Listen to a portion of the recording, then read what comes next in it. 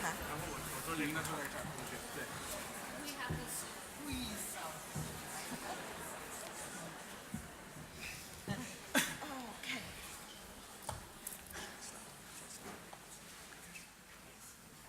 Okay, good afternoon, ladies and gentlemen.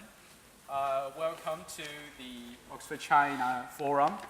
My name is Peng. I will be the moderator for this afternoon's session, talking about literature and adaptations. So allow me to introduce myself first. In year 2005, I was in Oxford for 9 months, and I haven't been here since then. So it's my bag coming here once again. Everything seems changed, all remains the same. The spirit is the same.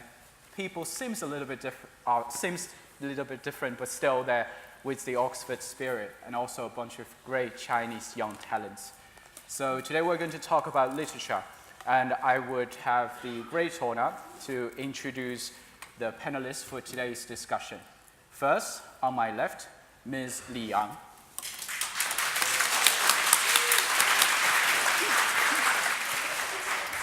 And on my right, I don't think I need too much introduction, Mr. Feng Tang.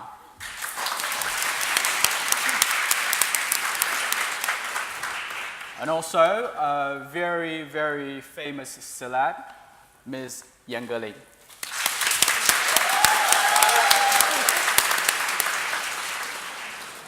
The newly filmed Feng, right? That's her writing. We all loved it. Fabulous. And last but certainly not least, Nicky Harman.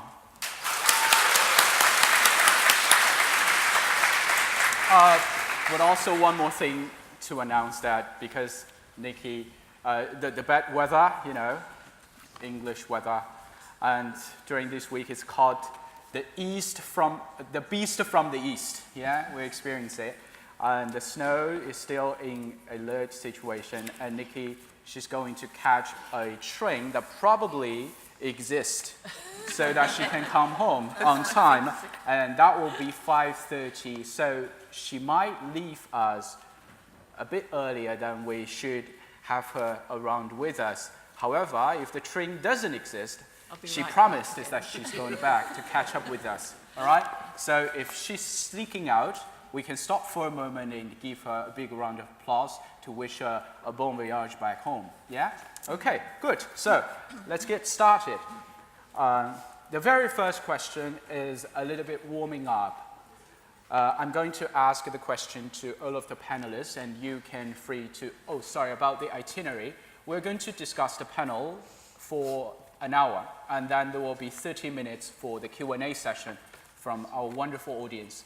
So when the Q&A session comes, I hope that all of you can raise up your hand and participate and engage this discussion, because this is an opportunity once in a lifetime. Okay, the very first question for all of you, if you feel free to jump in, please do. In China, online literature has grown from nothing to a tremendous business. Revenues from selling intellectual properties or original content that is often adapted into movies, television shows, or even games to make best-selling authors billionaires. We've seen an increasing number of writers make big bucks. So do you consider it a challenge or an opportunity for the development of Chinese literature? I think this phenomenon is something which makes English language writers go green with envy. It's virtually unknown in this country, anyway. Having said that, very little of it gets translated. I mean, Murong Xue-Tun, Han Han, two names that come to mind. Personally, I've never been asked to translate a novel which arrived online rather than in print. Yes, it could be a fantastic opportunity, but as novel, it's got to go through all the usual channels of Western agents, publishers, picking it up and thinking that this is a good prospect in translation. It's got to compete with all the other novels on the same basis. Okay, thank you, Nicky. What about these three authors? Do you have any opinion about the online publishing and online writing? Do you think it's a challenge what an opportunity for Chinese literature? I'm agreeing with envy too. So you're agreeing with envy too. But I guess it still makes a fortune, if I may say that, with all these great adaptations. What about you, Mr. Feng? I did see the revenue from digital source getting bigger, but my difficulty is I don't know whether it's part of my traditional publishing income converted into digital or additional. But to me, overall, I think digital or just paperback, they are just two types of medias. In the end, they are the one. They just help people to read. Myself, right now, I'm carrying an ebook like every day. So I force myself to put down the mobile before go to sleep. Then I can read Chinese poem, Chinese literature, or English novel until I drop asleep. Okay. So that's how I feel it. Thank you. What about you, Ms. Liang? Yeah. I'm using the new technique, probably not technique, line. I assume some of you use line, but I think you use WeChat mostly. Anyway, for my, I just complete a novel called Sleeping Adonis. Adonis is the lover of Venus, the love goddess. Okay, and then I use line as a conversation, as a new way of conversation for the male protagonist and the female protagonist in my novel. And so successful, okay, my reader in Taiwan say it's successful using this technique. And so I think I kind of catch up a little bit with this internet or whatever it is. For my age, it's really something new. Lovely, lovely. Very glad you just be the pioneer, even the trailblazer of this trend. Okay. Next question also warm up a little bit, because the room is a bit cold and a bit drowsy this afternoon. Let's spice things up. Ms. Liang, Yes. and also this is for Mr. Feng Tang. Okay. It's something very, very heavy flavored in Chinese food. Okay. The descriptions of sex seem to have dominated your works. Why sex?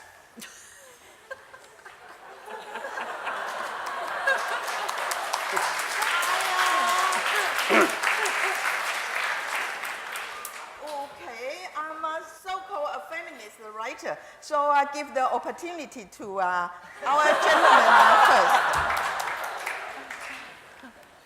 Then my direct answer will be, why not sex?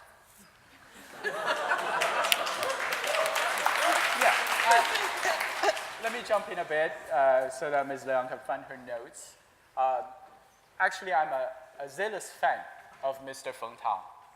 When I was in 20s, I bought a book from Feng Tang's called 18岁给我一个姑娘. Good writing. I liked it because in our dormitory at that time, when there's a kind of like cutting electricity after 11 p.m. something. I guess you guys all experienced that. And at that moment, laptops was not very popular. You cannot go to download some videos and, you know. So the best part is read his novels. Very good. Why not? I love the answer. Why not? Okay, so what about? Okay, I wrote about sex a lot in my novel. Probably some of you already read my novel called The Butcher's Wife, Safu Killing the Husband. You are too young to read a novel like this. I did. You did, huh? Okay. And so I was asked this kind of question all the time. So I actually write down something and I will read it to you in case I won't make a mistake of, saying something inappropriate here. Okay. So it takes a while, only a little while. Okay, my era was influenced by modernism and Freud. Freud, the famous psychologist. The issue of sex would naturally has its deep meaning. Sex is not simply human instinct. I think you all agree with me. It appears differently under the control of society, politics, and the cultural trends. I'm a novelist, strongly interested in my exploration of this field. Okay, so in my novel, The Butcher's Wife, the abused female protagonist screamed during the sexual intercourse, but her painful shot was mistaken as an efficacy of organism and thus immoral. The female protagonists start to resist and then suffer from punishment. So the tragedy then unfolds. So up until now, I'm not writing something, easy to read and very erotic as what you read from the internet. Anyway, okay, so then I gradually moved to much, much darker and cruel part of sexuality. I will use another novel. It's called The Visible Ghost, 看得见的鬼, which focus on the woman, or I would say a female ghost. I actually prepare myself, let myself get into a very dead drunk situation of imagination in order to invent an extremely cruel kind of punishment. Okay, now comes the really cruel part.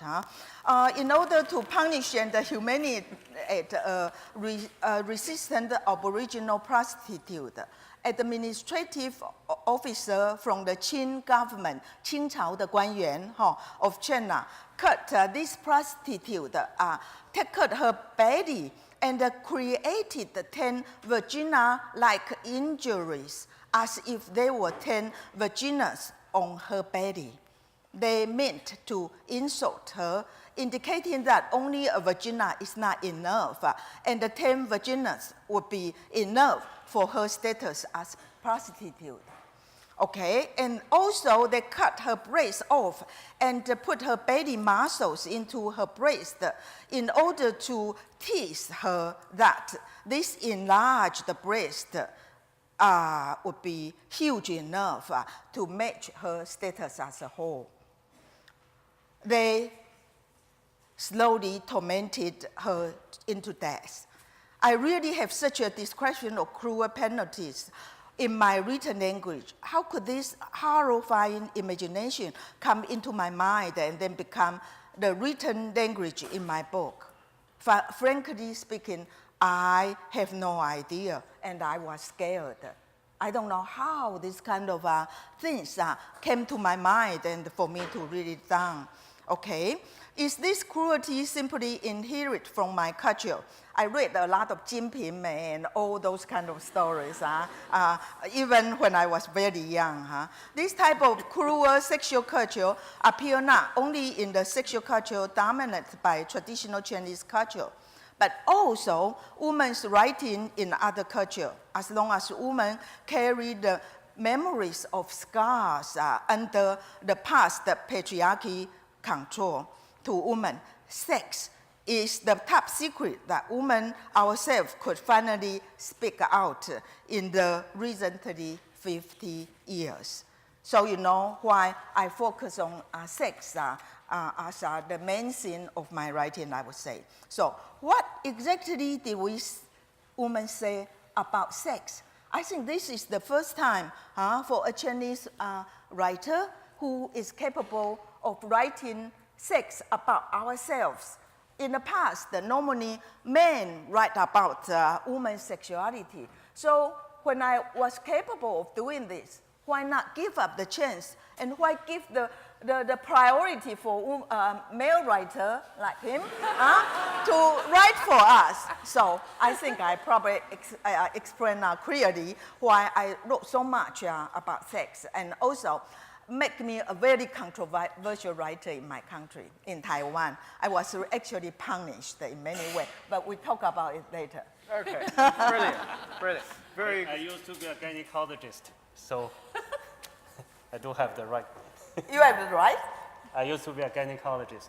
Oh, okay. Correct. Okay. Yes. and this is his expertise of analyzing all this. I tried to spice things up, but it turned out to be very dark. And then Yeah. the darkness side, or the dark side, turns to be a serious theme of writing. And I believe, as a female writer talking about sex, really echoes the topic of these forums, New China. It could be a very different war, as far as I see it, in my humble opinion, from the ancient China or the China that the others outside of China used to see what our people and our nations are. Okay, so let's drop the sex issue from aside. Seems a little bit quiet from this side. I think you guys must have questions for Ms. Yan Geling. So actually, this is a very, I think she might answer this question millions of times, but still I'm going to ask. Your work has been hailed as a writer, beloved by many big-name movie directors. Why do you think so many of your works have been adapted into films? Well, I think the year Anli bought the right from me for 少女小鱼, a girl called 小玉 in English. Then, many people like Li Hanxiang and Zhu Yanping, the Taiwan and Hong Kong directors followed. It's like, if Lian bought from her, she must be good, It's like the same year I sold 3 rights. That was the beginning of this trend. So then it led to, my dear friend Zhong Chen reading my stories very intensively, and so she decided to make Tianyu the Sandown Girl based on my short story Tianyu, Sky Bath actually, but we translated it into Celestial Bath. So I think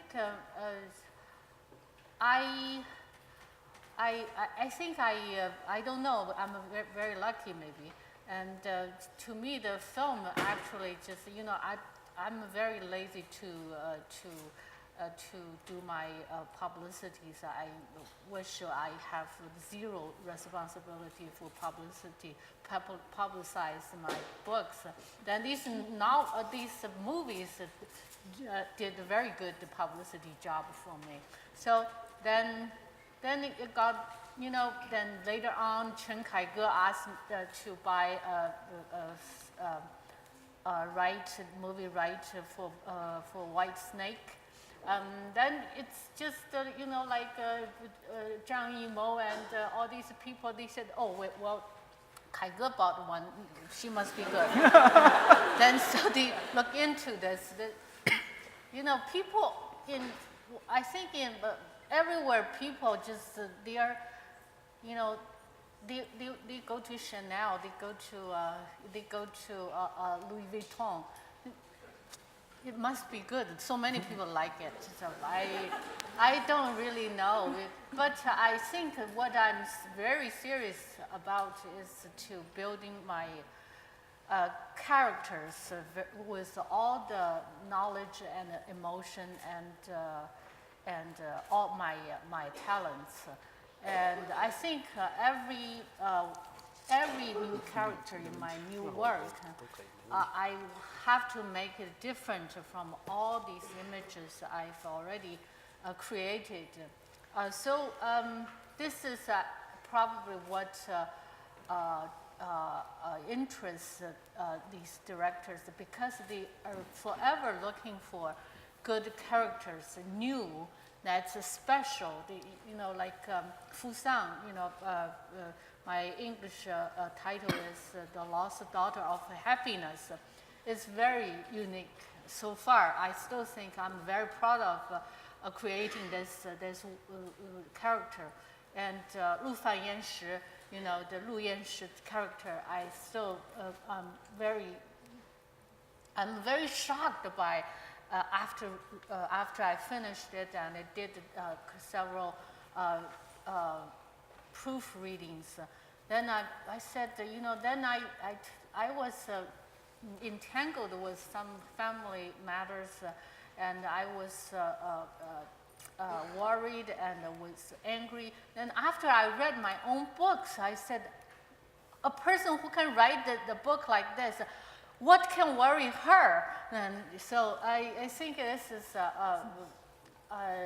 what I put the most of my effort into to write a very it's different, new, special character from all the characters I have. If there is already one, I said, is it worth my writing?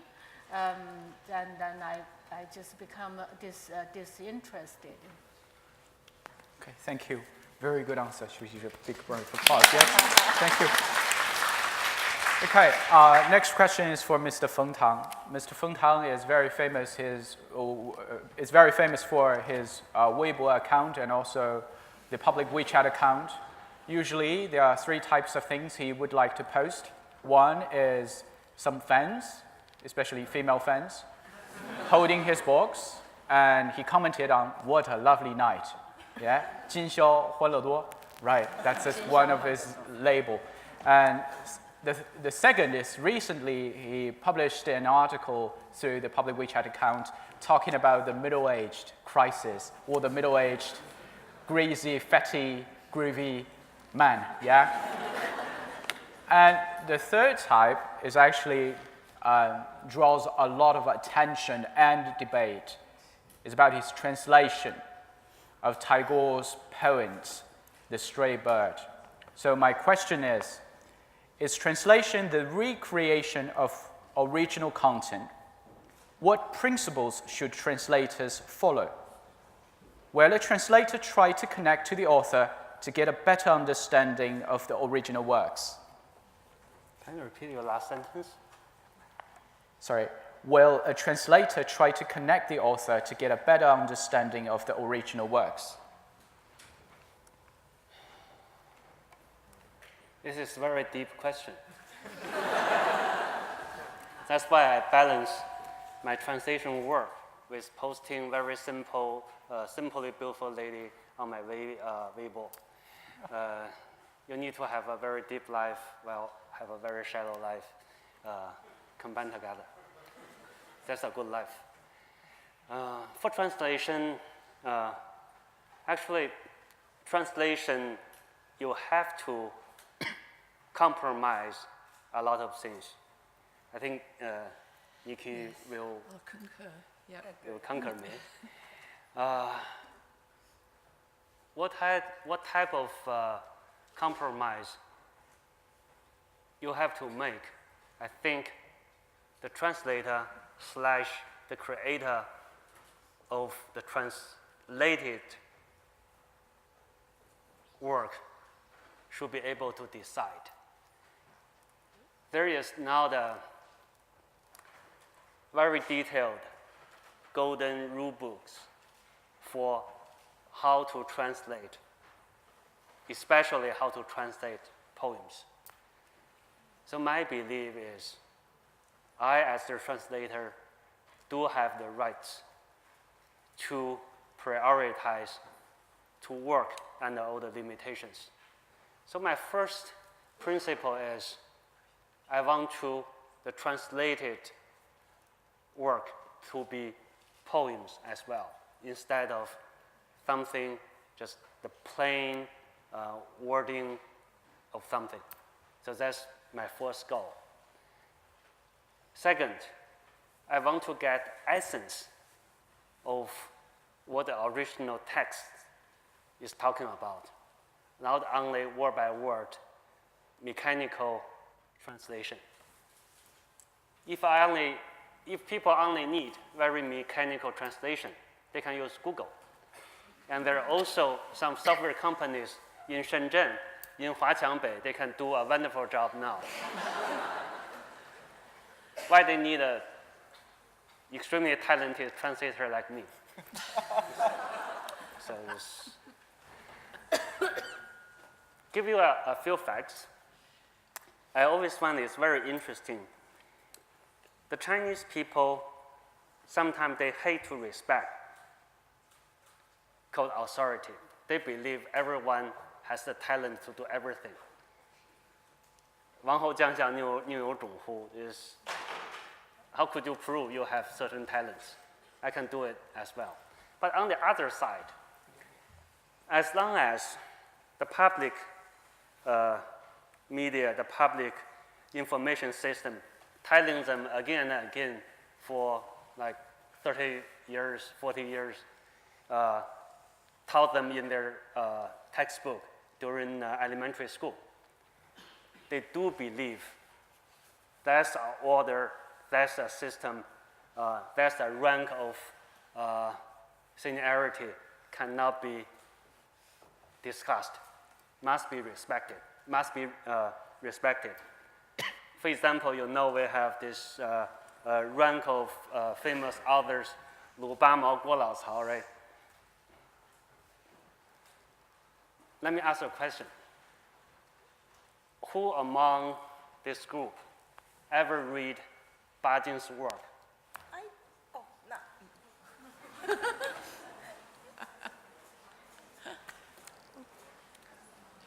I guess less than 2% or 3%.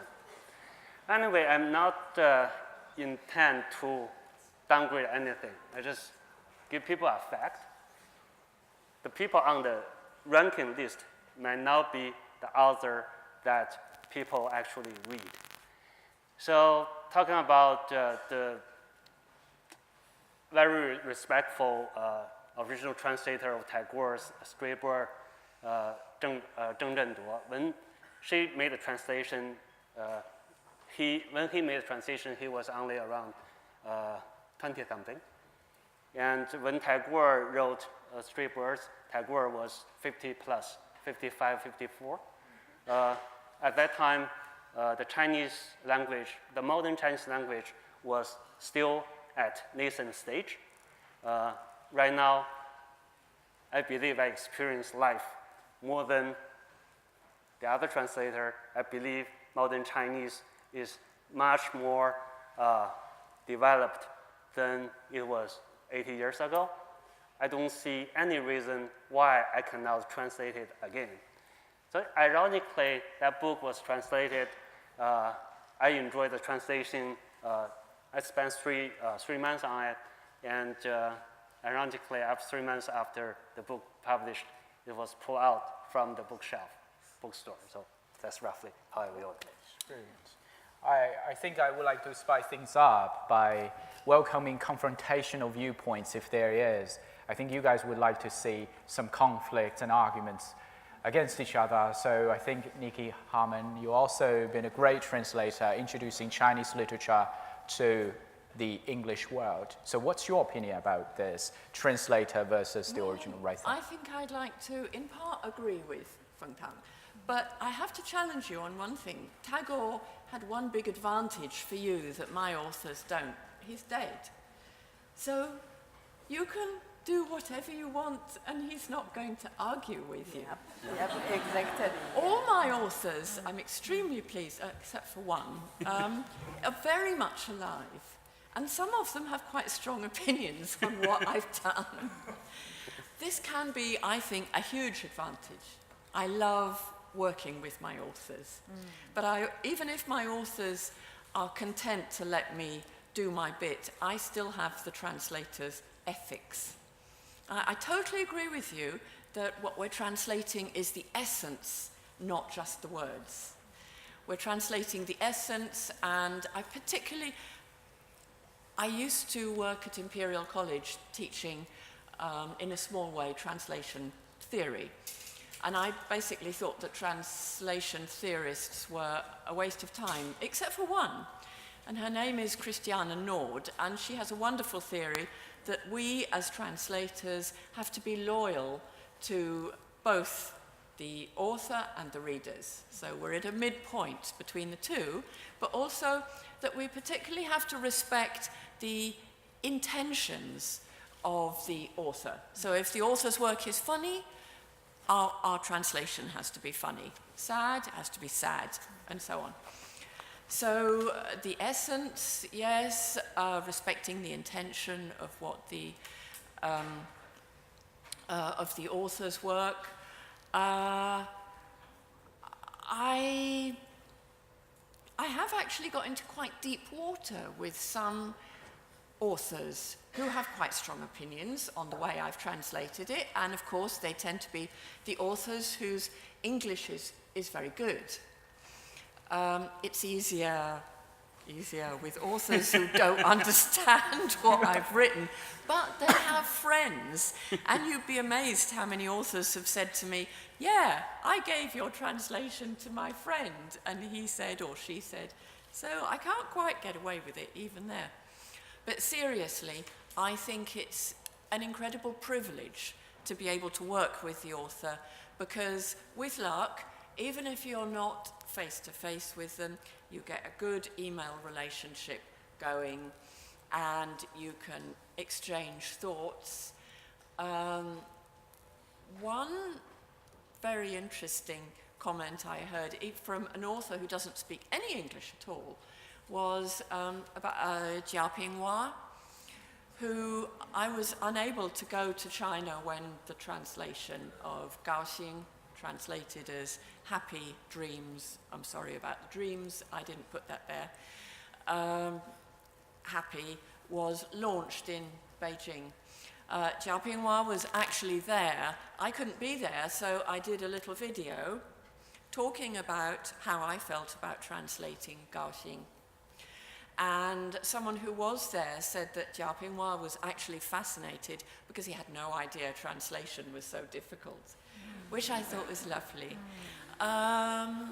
So, yeah, I mean, my experiences of working with authors and recreating their works, because it is a recreation, are different in every case. But it's always rewarding and interesting. I love your opinion, yeah. Actually, I myself, my bachelor's majored in English language and translation while I was back in university. And I at that time, I was a fan of Feng. So and my translation course was very boring. And the assignment was dull, so I didn't accomplish the professor's assignments, but in exchange, I translated a bit of Feng Tang's novel, 18岁给我一个姑娘. And the title is, I'm 18 and a girl is keen. Yeah, and I translated paragraphs, but I made a lot of alternations with my personal imaginations and changed the names. For example, the female protagonist is called Zhu Shang, and I translated it in English as Juliet. And there is an old punk, his name is Kong Jianguo, and I translated into James. So I made a lot of tricks about that. I felt quite invigorating, and also participating the ways of writing and experiencing, savoring all the best writers at that moment. And so I do partly concur with Mr. Feng Tang, but also I totally agree with Ms. Nicky Harman that now this is an author who's still alive, right? Still breathing, okay? Fit as fiddle. So I can come here later on, perhaps during tonight's dinner. I will read a few paragraphs for you, and we can talk about it and give me criticisms about it. So I think both sides have some opinion. And since Ms. Nicky Harman might leave earlier, so I would like to direct the question to her. The next question is about modern Chinese literature, introducing modern Chinese literature to the other parts of the world. And it goes, modern Chinese literature has been trying to make itself more visible on the world stage. Some make it, but many others failed. Who are reading Chinese literature works? How can modern Chinese literature go further on expedition overseas? Well, I think it already is making progress. I mean, one of the best-known writers writing in Chinese translated into English is sitting right here on my left-hand side.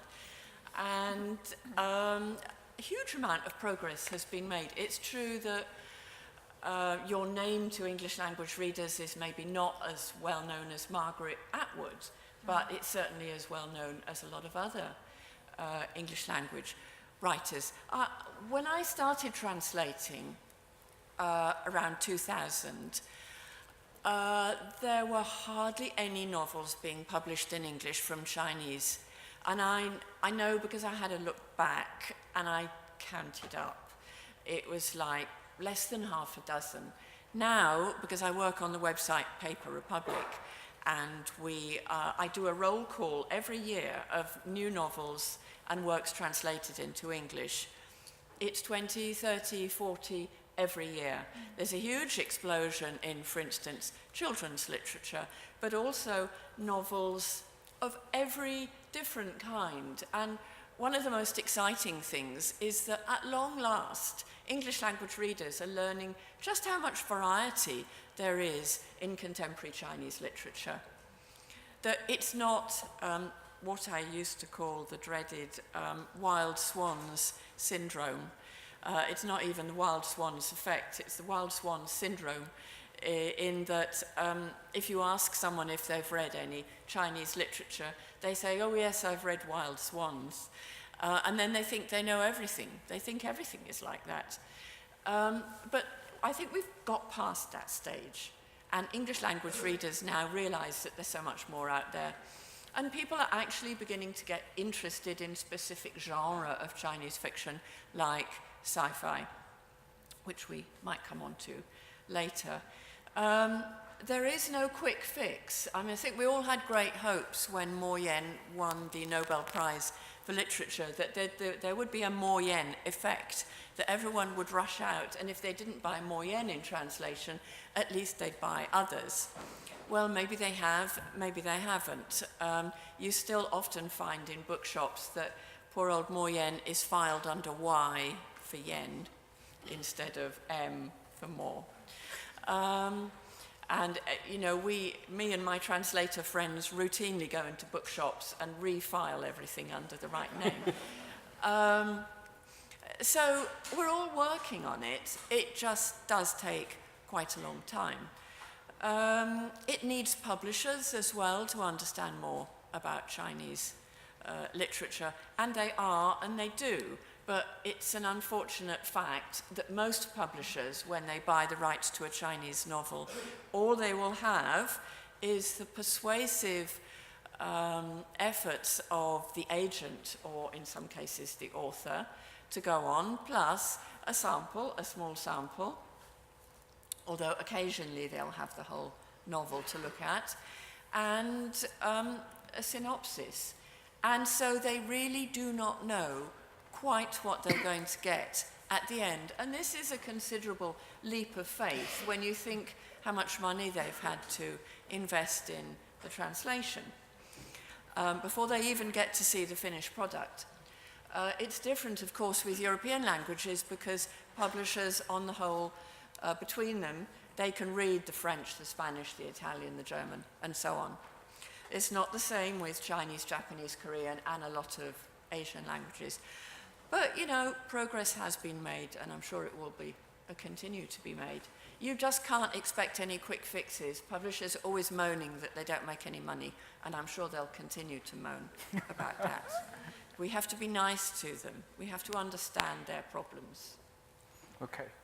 So next question. I think it's moderator's job to pick up some wars between them. So judging by the numbers of gender, I'm the moderator, so I'm neutral.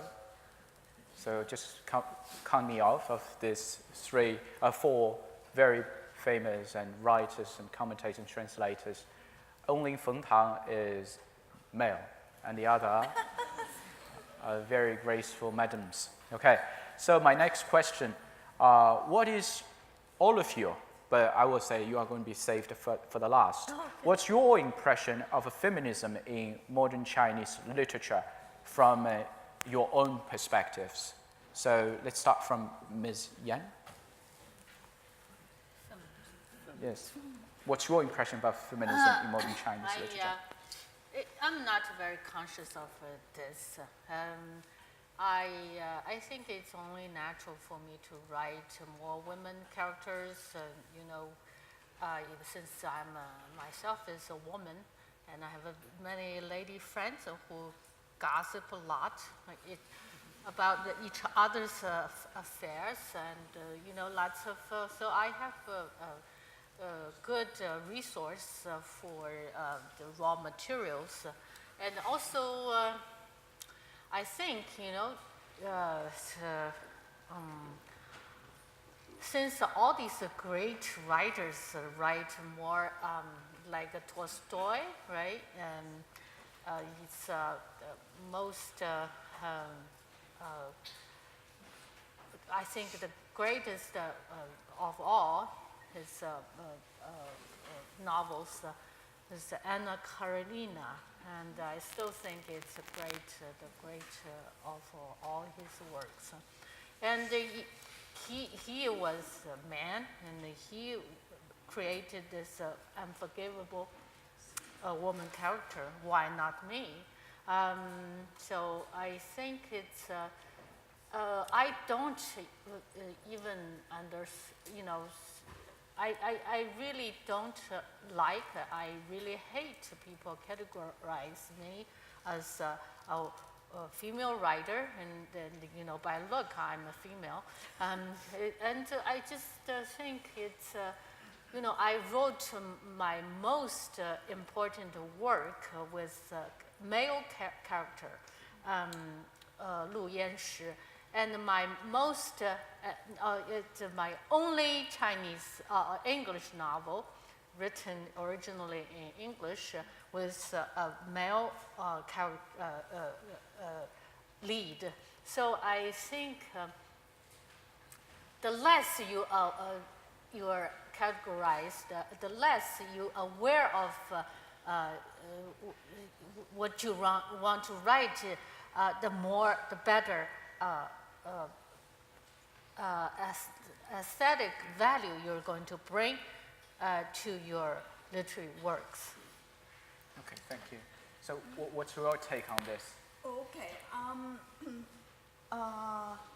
I am called a feminist writer for quite a long time.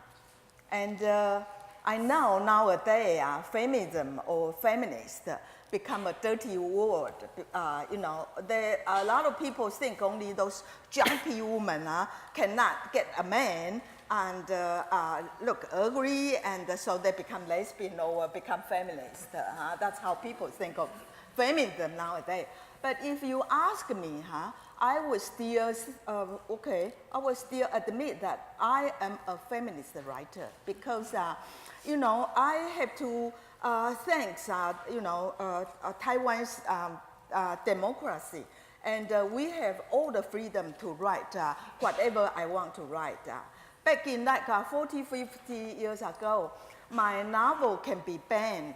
I'm not that old. I started to write when I was very young. Anyway, but my novel, one of them will adapt into a movie called Dark Night, 暗夜, and was banned by my government. But later on, it was made into a movie. So how the progressive. The society changed a lot, and nowadays we can write anything without causing any problem and causing any notice at all. I just published this novel. This is I would consider is a horrible novel, because a woman, elderly woman, drugged a young man. D-R-U-G, drug, actually drugged him. But in the past, we will assume that it's going to cause tremendous discussion and all that. But it published last year, and nobody said anything against it. Okay, so why and what makes me a so-called feminist writer? Because I am the kind of writer always challenge the society and the taboo in our society and the injustice in our society. And I think the feminism, what I study, no matter you can call them this very, it's a doctrine or whatever, but give me a new perspective and a new way of looking at our society, especially this, it is really actually a very patriarchy Chinese society, dominated by the Confucius theory or whatever it is. So I think it's finally, okay, I got a chance not only to study in Taiwan, but to went to the United States to study there. And so I have chances to hear different voices and study different theories. And really make me think this is the right time, to say something about our tradition. And so the book I just mentioned a while ago, Sa Fu, the butcher's wife, okay, a famous Chinese critic said that after Sa Fu, this book was also published, printed in Soho magazine, the famous magazine in Shanghai. And so Sa Fu actually influenced a younger generation of Chinese writers, such as Tie Ling and other women writers in China. So I'm happy to be a feminist writer and hopefully to be influential in the Chinese writing. And so I wouldn't mind feminism or feminist is a dirty word. And I'm not that chumpy and cannot get a man or whatever. So you can still call me a feminist writer. Thank you for your sharing.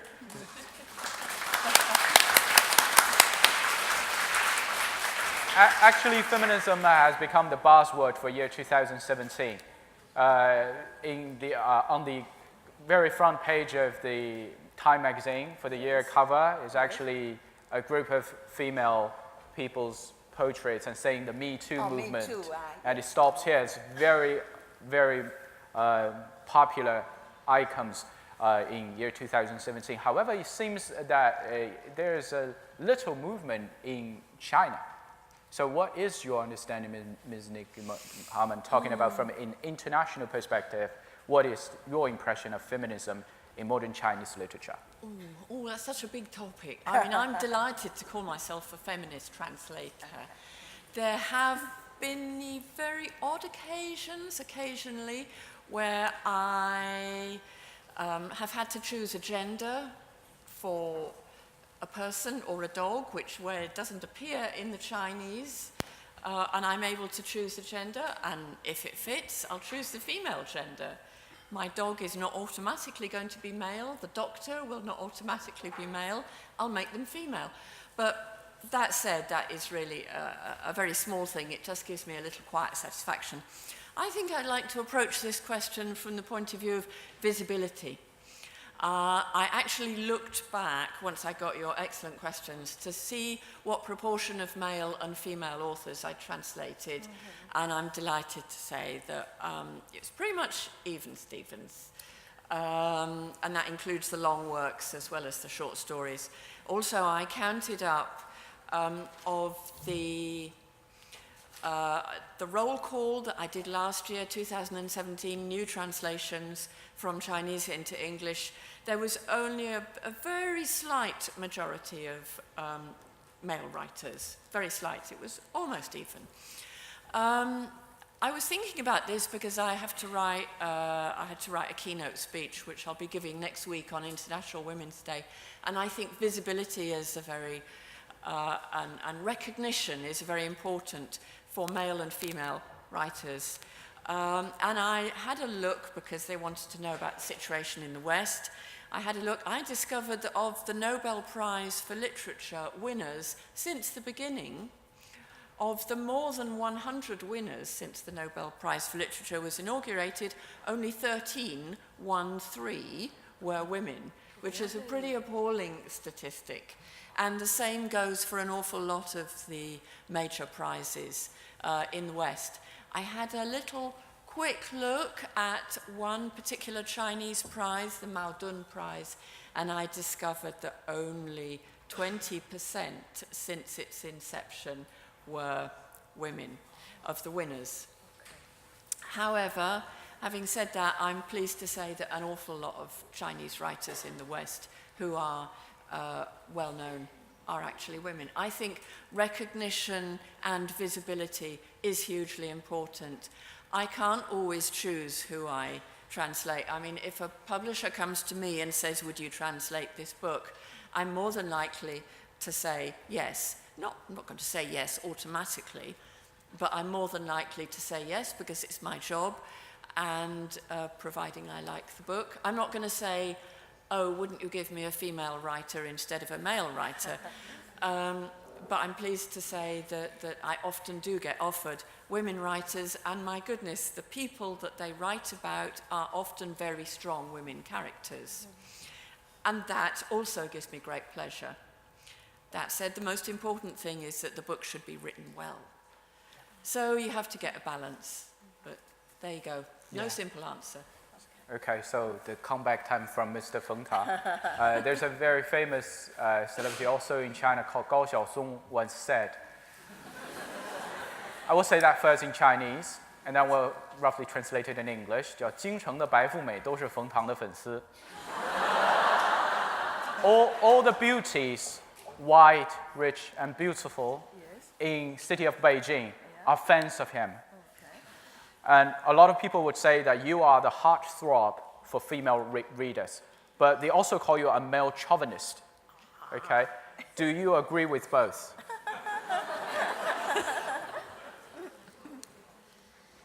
In every man's life, sometimes he cannot avoid having a few bad friends. It's also holds true to me. 3 points. I was trained to be short and punctual. Point number 1, I'm a genuine lover of ladies. I really like ladies. Like 100% genuine. It's not that I have bias towards the other preference of sexuality. I saw the rainbow fly hanging around the top of the buildings in this town. I just really appreciate it's such a great country. Kind of like this rainbow color flag flying around in the public. I thought it's LGBT signal. Maybe they are celebrating anything or something. So when I choose gynecology, OBGYN as my medical major, I tend to believe I can balance my love for ladies a little bit by knowing too much on this topic. I spent 8 years on that. In the end, I failed. So I write. So this is my point number 1. I really, really love ladies. 金牛座嘛，贪财好色。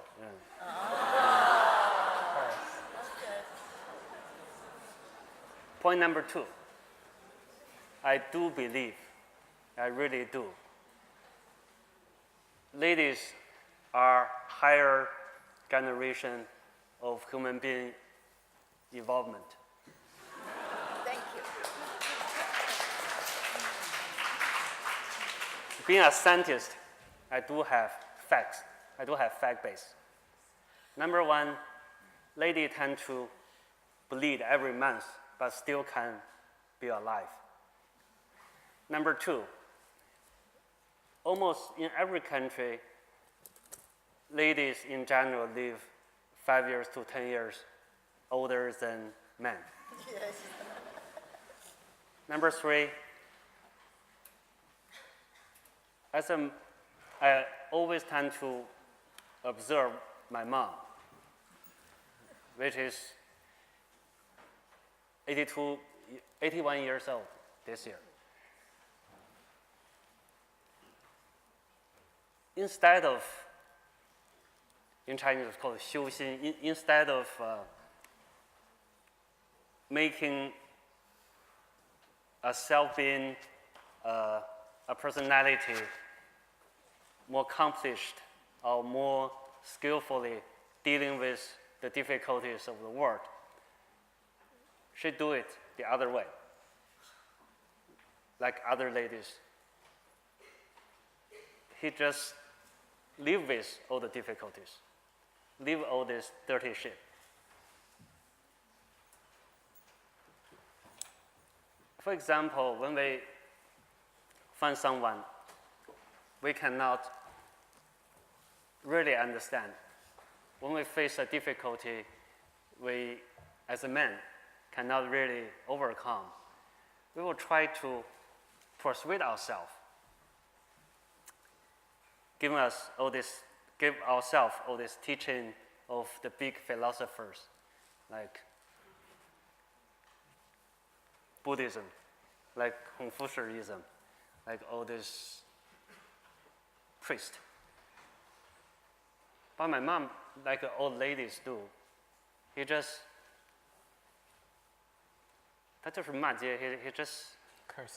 curse verbally for many times. Then she just overcome all this. He just forget. And so I guess that's the major reason, one of the major reasons they can live longer. Third point, why people like to read my book. I always ask my female readers if I got a chance. Actually, I don't know why. Later on, I find out I'm not a feminism writer. I write about men. So I become a treater. Ladies read my book to understand how the stupid men are thinking. So that's what it is. Thank you for your answer. I think probably the time is near. We've got another 5 minutes. Okay, so 5 minutes, very short question from Ms. Harman. That is also a kind of like recent phenomenon. Chinese online novels, which typically fall into the fantasy genre, have won an expanding fan base overseas. Will Chinese literature make a dent by exporting fantasy novels? I mean, that's an interesting one. I really can't talk much about fantasy novels, but sci-fi, if you count sci-fi as a form of fantasy, which I suppose it is, sci-fi now has become hugely, Chinese sci-fi has really won international recognition, which no other particular genre of Chinese literature has yet done. Won the Hugo Award, all sorts of awards that Liu Cixin's Three-Body Problem. Now, all 3 volumes of that trilogy have been translated. There's, what's her name? Hao Jingfeng, who's won a prestigious award as well. And I think that, personally, I'm not particularly into sci-fi. But it does seem to have really, Chinese sci-fi has really caught the imagination of Western readers and won prizes, and I think that's fantastic. I mean, genre fiction, I think if we can find more genre that go between cultures, that would be a fantastic thing. Genre fiction is the kind of thing that you take away at the weekend because you want something really nice and easy, good reading. I mean, it will be interesting to see whether wuxia has the same effect now that this translation of Jin Yong has just come out this week, translated by Anna Homewood. And I happen to know that Macklehouse Press have bought the rights to at least 10 of his novels, is martial arts going to take off in the same way? So I really hope it does. So we'll see. Ask me the same question next year. Okay, brilliant. Thank you very much. And I think I'm sorry. I'm really sorry. Blame the train.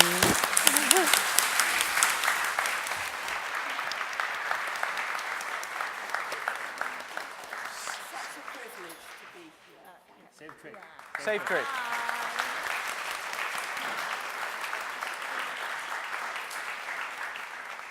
You do promise if the train is not there, you just come back, yeah? Okay. Okay, so now let's come to, I believe, the last question for the panelists, and then we will move to the Q&A session, okay? So you guys just get ready, okay? So the last question directs to Ms. Yan Geling. We realize, as you just mentioned, your first ever English novel, The Banquet Bug, differs rather from your other previous Chinese novels regarding the tone in storytelling, if I might say so. As a bilingual writer, do you think the language affects your writing? Some people say that the writer should write in their mother tongue. Do you agree? Well, we have two good examples of the authors who didn't write in their mother tongue. One was Nabokov, Vladimir Nabokov, and the other was Joseph Conrad. They both wrote very well and bring the new language, new feel into the English. And I think it was very refreshing to see this kind of English so full of life, so full of the flavor and colors of other languages like Russian and French. So I'm not. I had a kind of a part of my American dream, which was someday I'm going to write in English directly. So I and my professors always encouraged, because they knew how well I had been writing in class, and they encouraged me always writing just like you did in class. So. And I also think my husband, Larry Walker, contributed a lot to my language training. And he himself is a very, very funny man. He's very humorous. So in our everyday life, he influenced me with this, very funny English. So I developed from his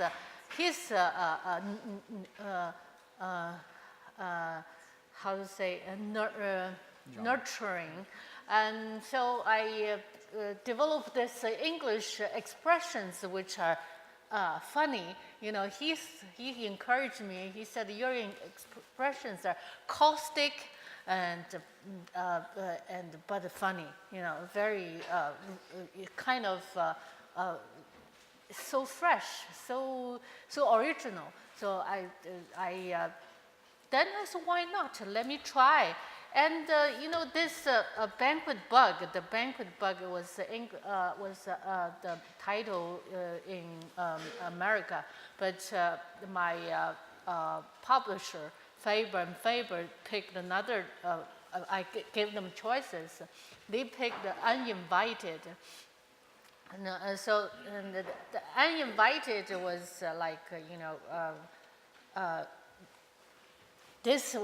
this was where self-censorship came in. I said, well, I criticized the whole journalism in China. I made a fun of this kind of people and corruption, and I don't think this book is going to be published Chinese. So I will write in English as a comedy or as a parody. So using all my funny side of me. Actually, I'm a pretty funny person. I don't look like one, but I'm kind of funny. Then I tried it, and I sent it to, also thanks to Larry's first editing job. So I sent to my, my editor in Hyperion, Wells Schwabe. Schwabe read it, and then he called me to New York, and we were sitting across from each other. And he said, I'm looking at a second Joseph Conrad. So I got very, very encouraged.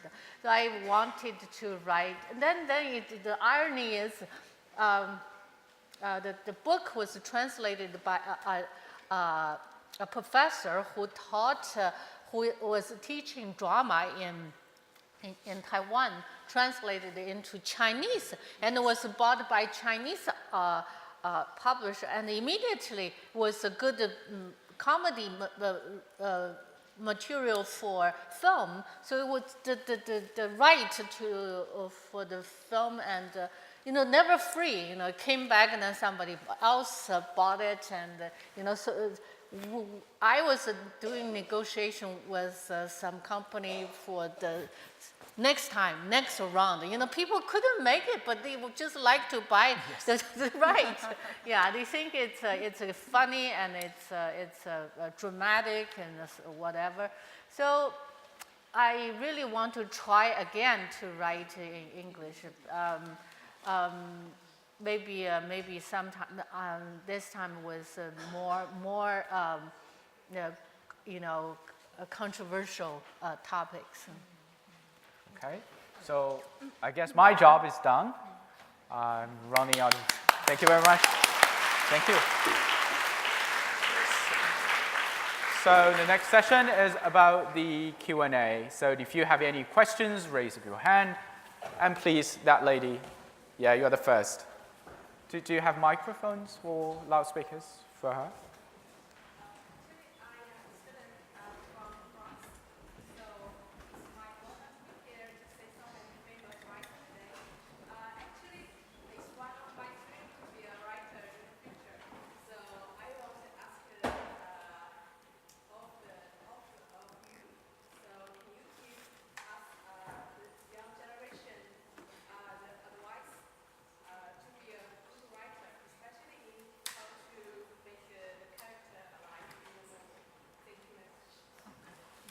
So let's start from her, from the beginning. Okay.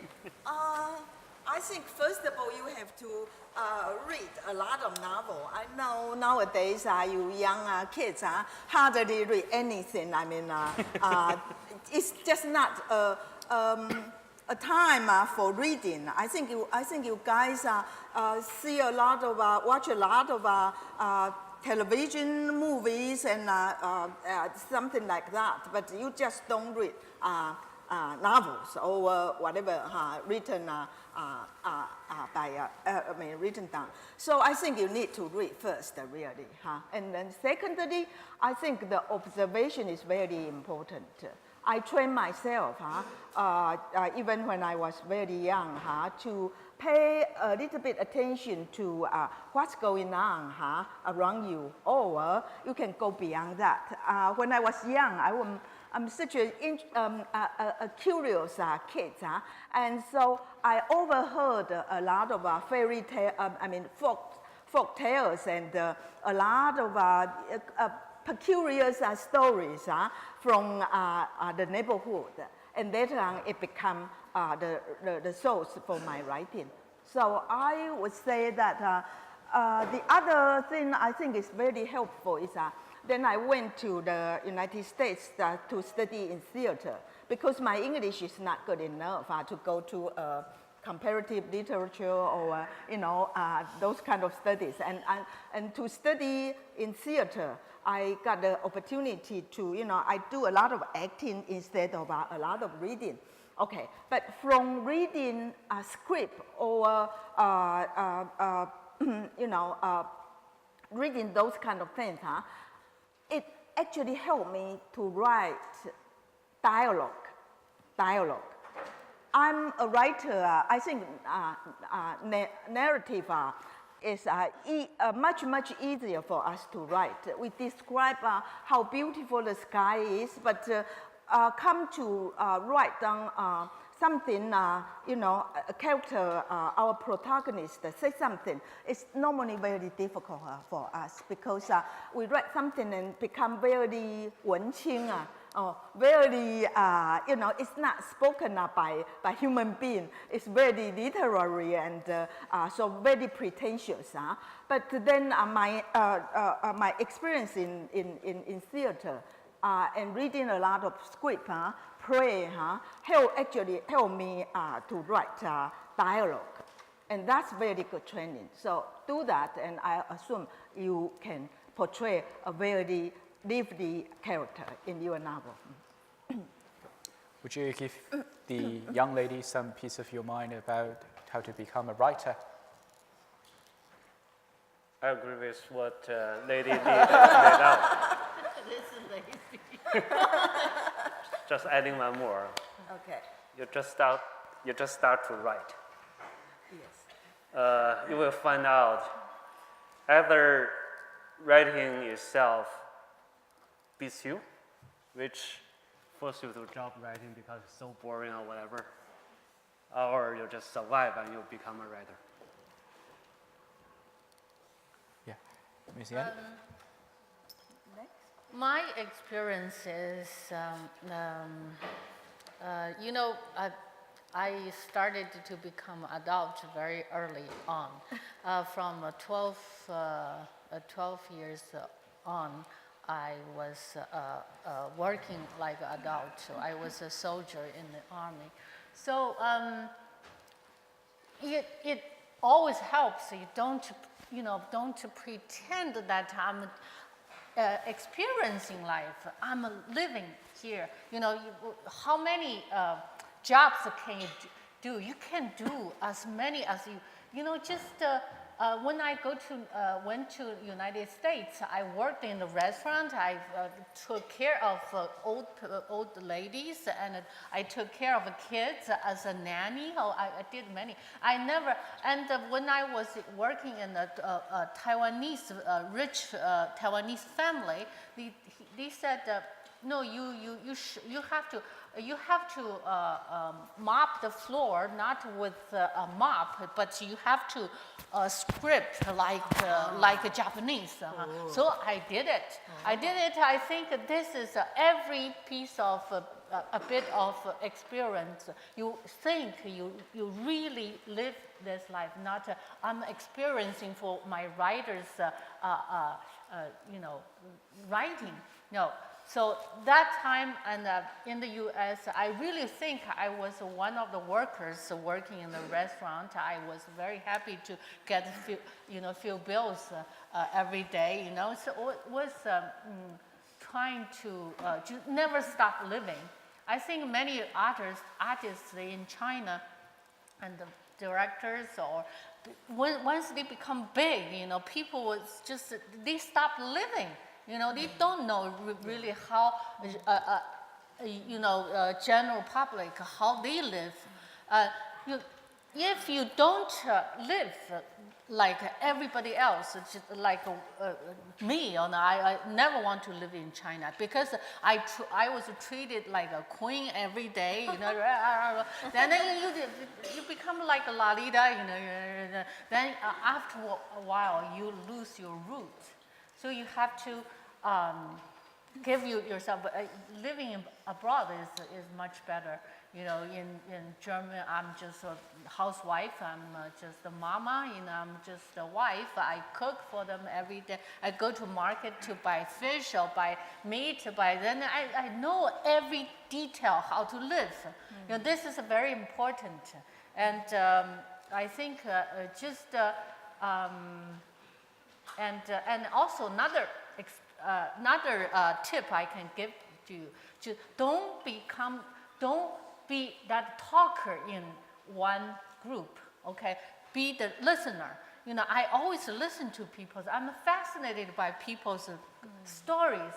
And nowadays, when I go to China and we were sitting around, you know, a beautiful dinner, everybody tries to talk. You know, they blah, blah, blah, blah, blah, everybody. You know, sometimes I was in the middle of my sentence, I got cut off by someone. They think they already learned what I was trying to say. And I said, sometimes I was very frustrated. I said, hey, shut up, can you let me finish? You know, you have to do this. You know, then I'm always with this sympathetic ear. I always bring this sympathetic ear to every dinner table because everybody has an interesting thing to say. Then you absorb. Then you become your nutrition. You know. So I think to be a listener is in a much advantage than as a talker. You give every day, but the listener you take yes. You know you receive every day. Okay, very good. Very good. That lady, please, the front row. Now, the second row, yes, it's you. And I advise you, perhaps you direct the question to the person so that it's not just three of them to give you the answer, so that more people can raise questions. Yep. Okay. So, first of all, thanks for all the panelists. It's been a really great and inspiring panel. And I have a question for particularly Mrs. Yan and Mr. Feng, because I realized that a lot of guys like the work, like the novels you've been writing were adapted to TV or like TV shows or movies or whatever. And then we talk a lot about like lost in translation, so more in terms of like languages, we translate Chinese into English. There's a loss in translations, but I wonder, do you think there's a loss in translating into like movies or like films? Is there like misunderstanding or something maybe like you would like to address, but then in the film it's not there? So I wonder, how do you feel like this, and then what's your opinions on that? So, we're here. Pick one. Yeah, I think I'm passionate about. You have to pick one. That's the rule. Really? Yes. Okay, so I'm from Beijing. Mr. Feng, please. 京城的白富美. Right. Actually, you should ask Madam Yan. She has more experience than me on this. To me, the philosophy very similar to what I laid out in translation.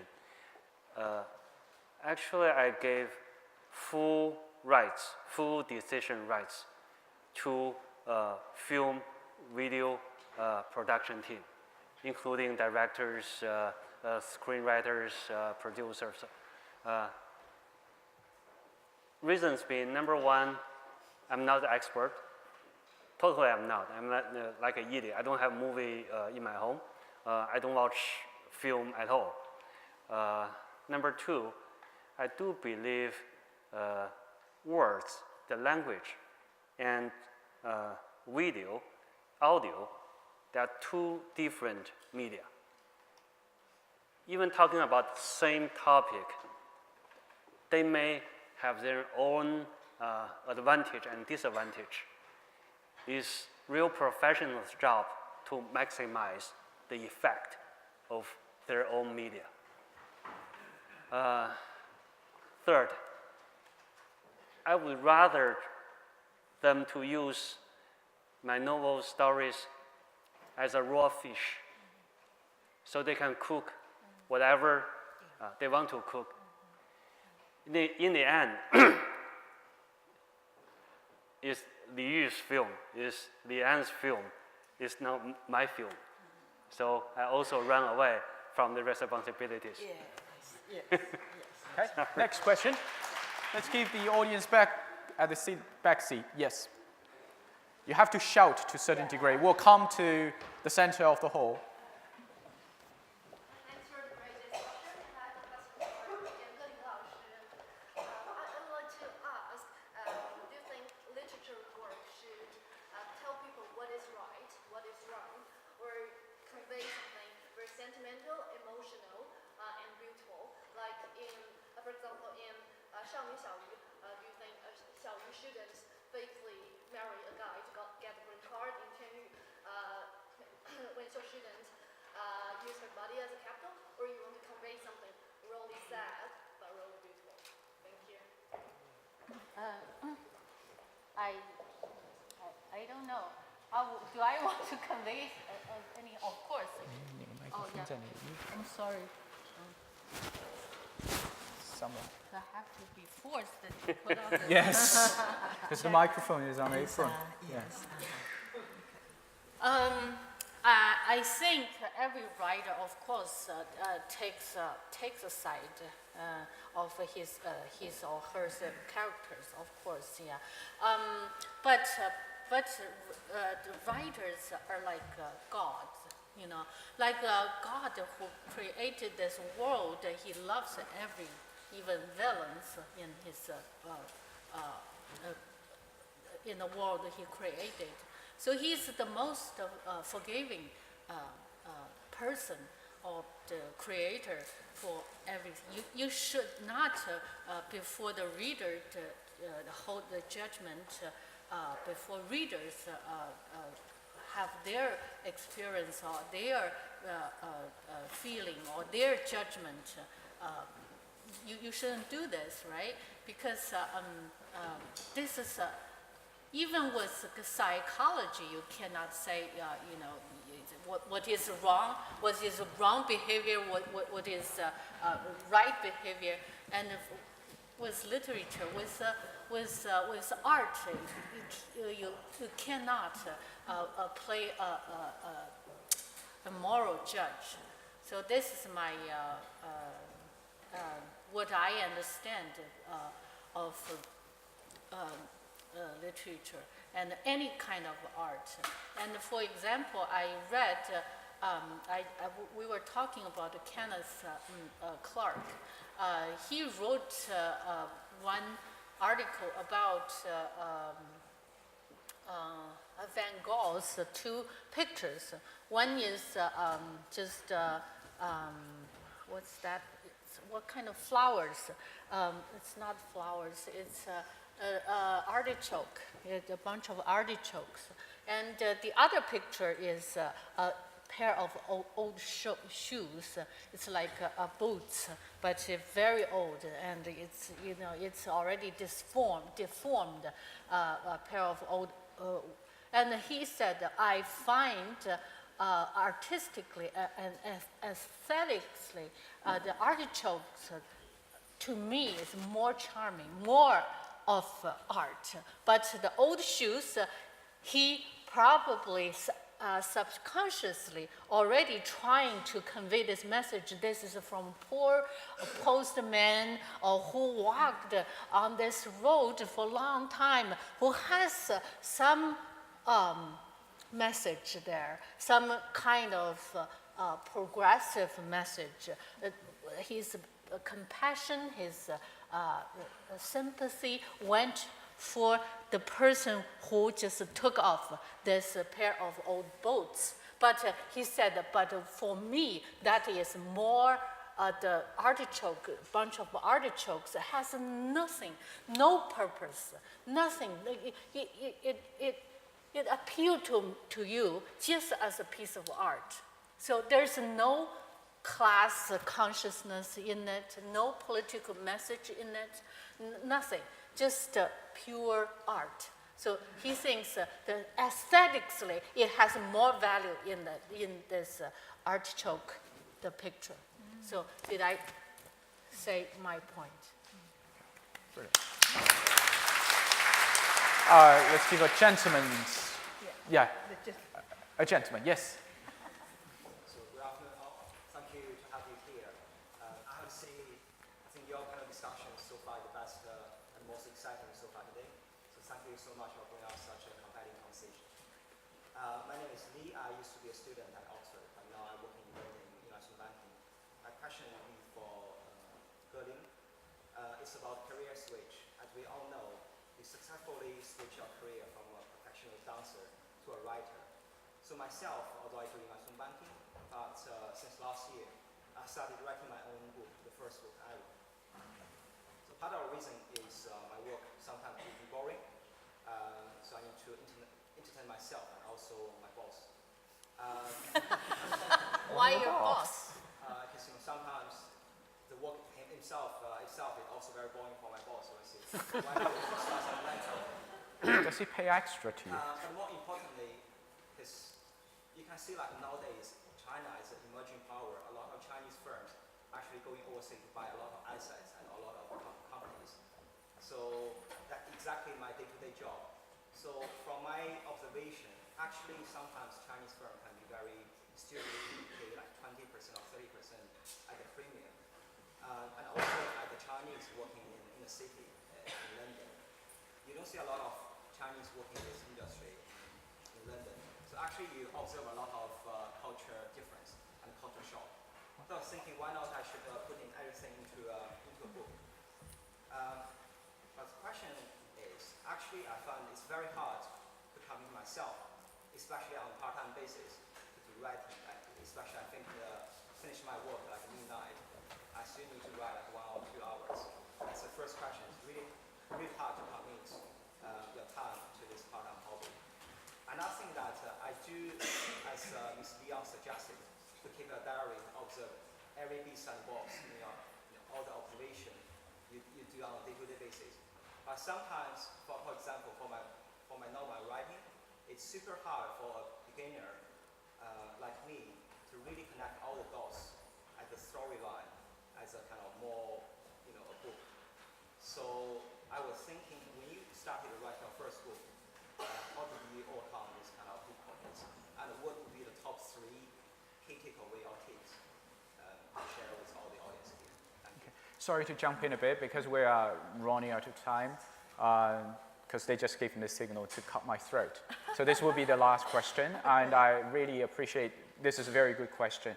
I think the 3 of you may also take this opportunity as a wrap-up, giving the youngsters and those who have literature dreams to do a big kind of like this career switch, but also embrace their dreams, like the new China, embracing the world.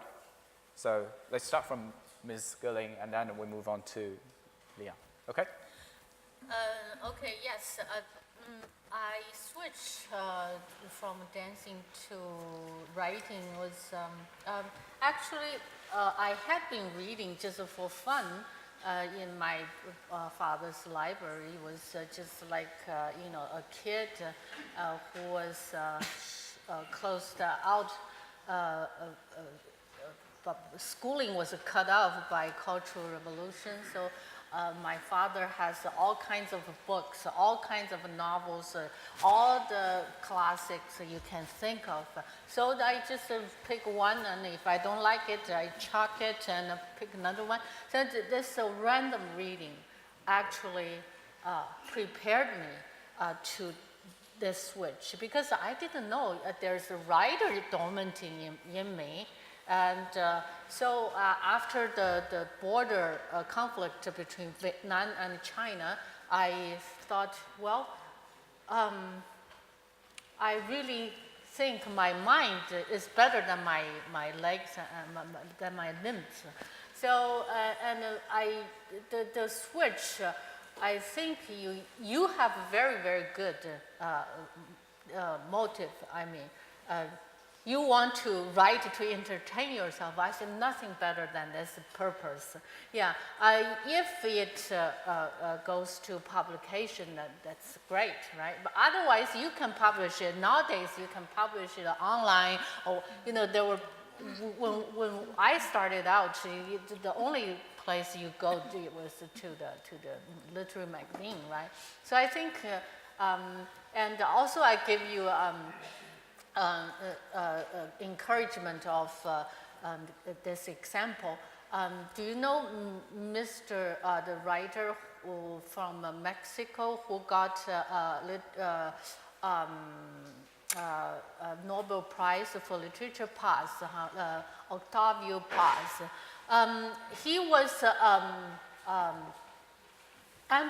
ambassador for Mexico, whose life you can't imagine. He didn't get married until 50 because he was too busy. he was, ambassador, how many things, but from Friday night, he shut himself off from everything, then start writing. Then he wrote so many essays and even short stories, short fictions, only because he worked on weekends. Weekends he sacrificed a lot of, social activities, and he became such a big prize winner. So I think there is a will, there is a way. Okay. Okay, good. Mr. Feng.